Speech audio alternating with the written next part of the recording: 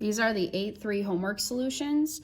So looking at number 1A, it says given the line 2x plus 3y and the point -5, 1, find the following. So they want the equation of the line passing through the given point parallel to the given line.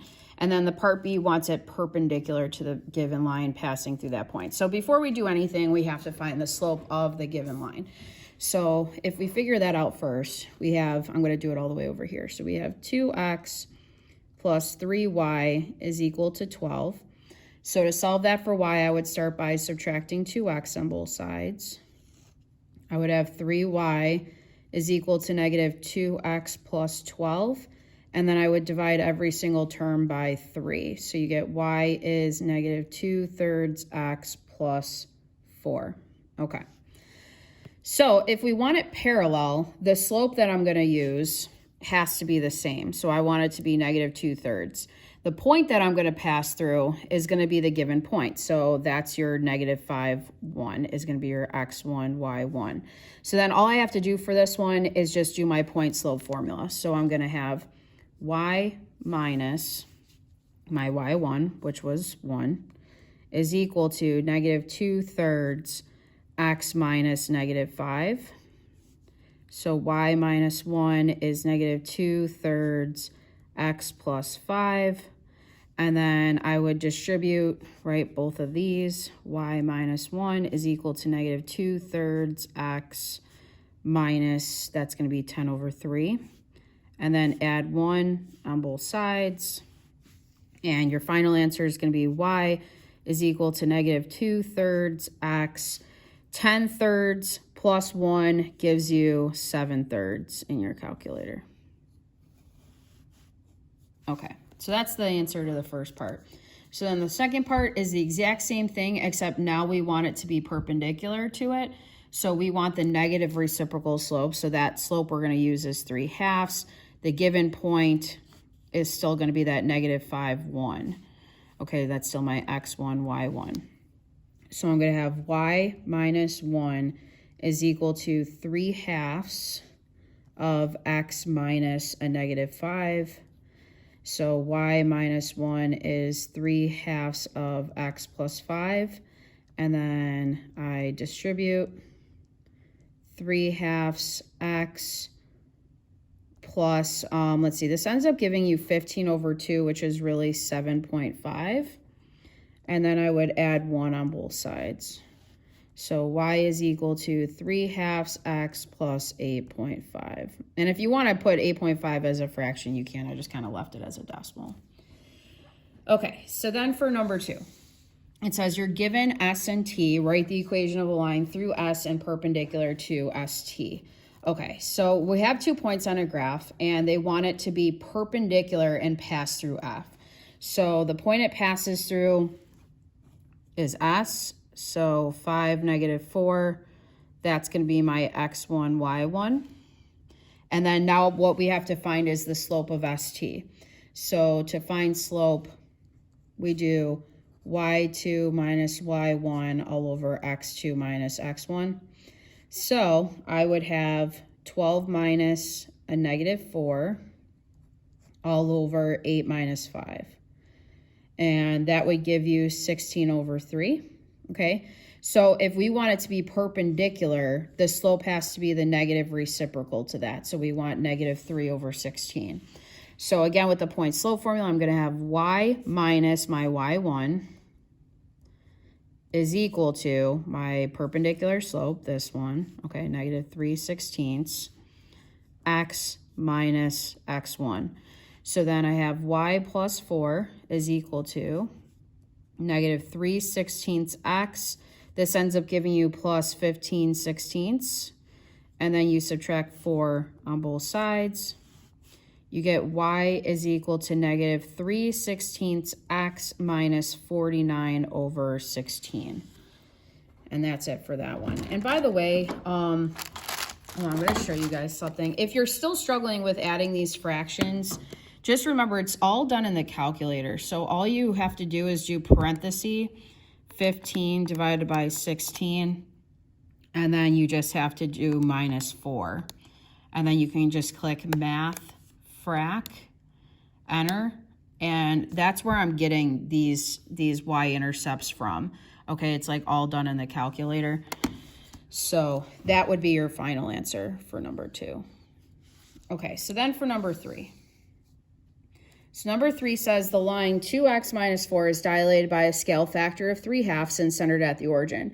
What is the equation that represents the image of the line after a dilation? Okay, so we have this line, and they tell us it's dilated by a scale factor of 3/2.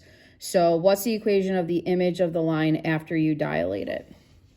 Okay, so first off, if you guys remember, when you write your equation, well, when you guys dilate a line, and this is kind of like a review because we did this during our similarity unit with dilations and stuff.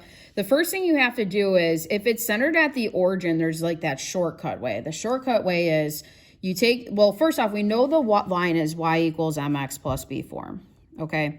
If it's gonna be a dilation, we know it preserves parallelisms. So my new line has to have the 2 there for the m. So really the only thing I care about is what's going on with the b or the y-intercept. So if it's centered at the origin, the trick is that you take this scale factor and then you just multiply it to the original y-intercept.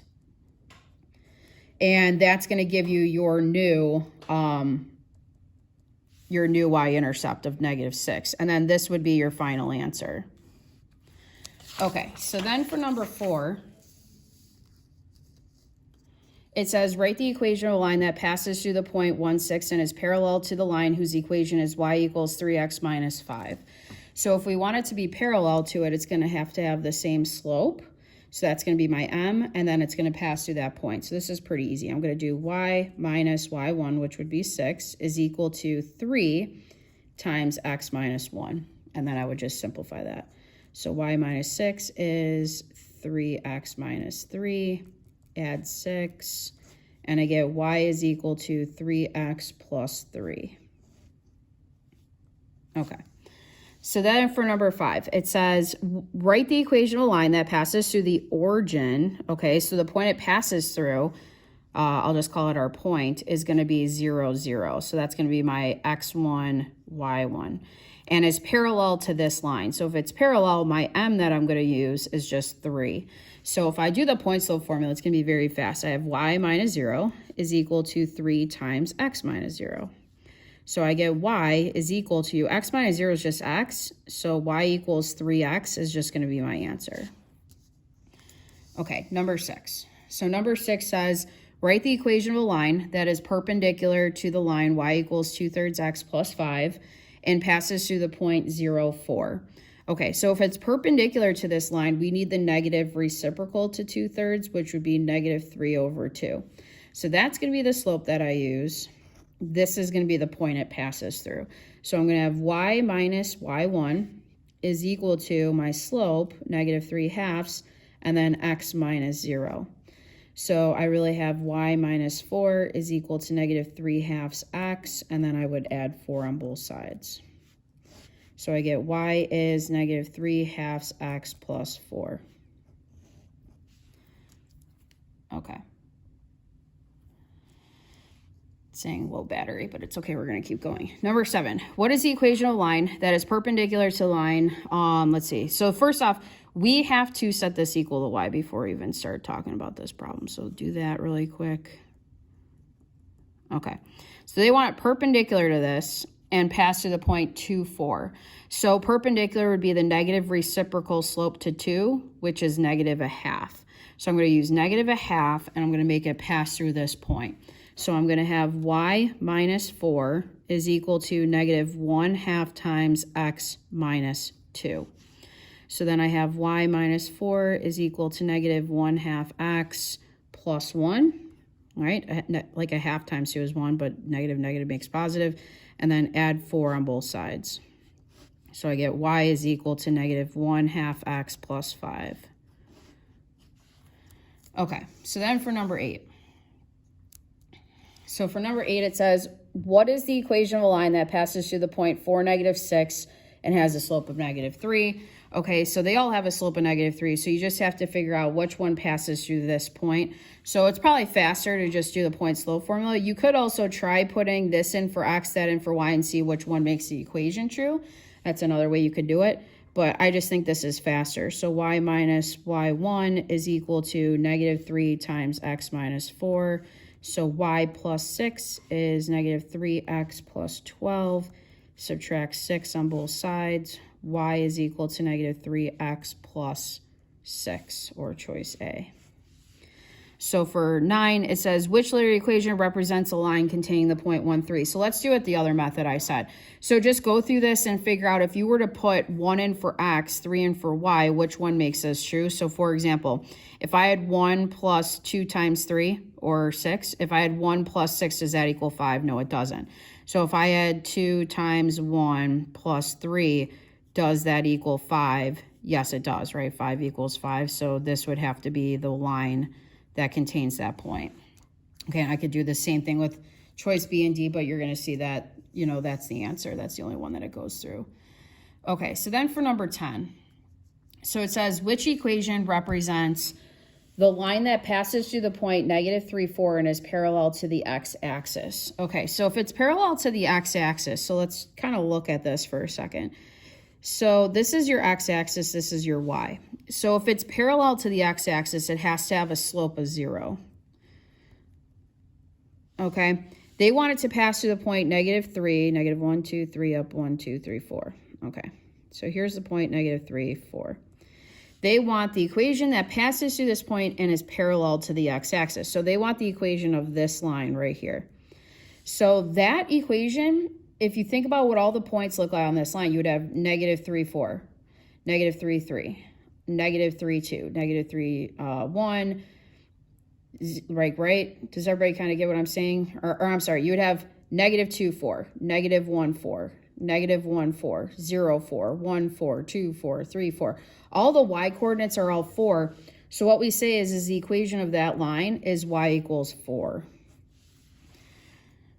Okay, so which is the equation of the line that's parallel to this and has the same y-intercept as that? Well, if it's parallel to this, it has to have a slope of 3, so B and D are gone.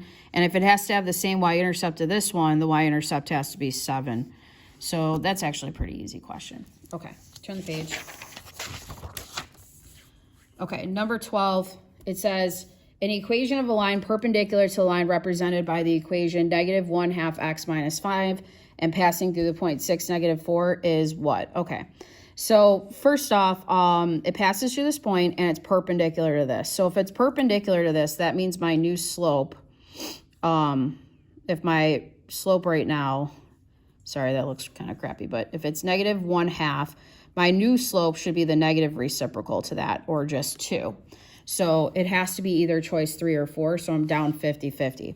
So then if I do my point slope formula, I want it to pass through this, so that would be my x1, y1. So I'd have y minus a -4 is equal to 2 times x minus 6. So I'd have y plus 4 is equal to 2x minus 12, and then subtract 4 on both sides, and I get y is equal to 2x minus 16, which is going to be choice 4. These are all Common Core, by the way, on the last page. So if you're finding this kind of easy, that's really, really good.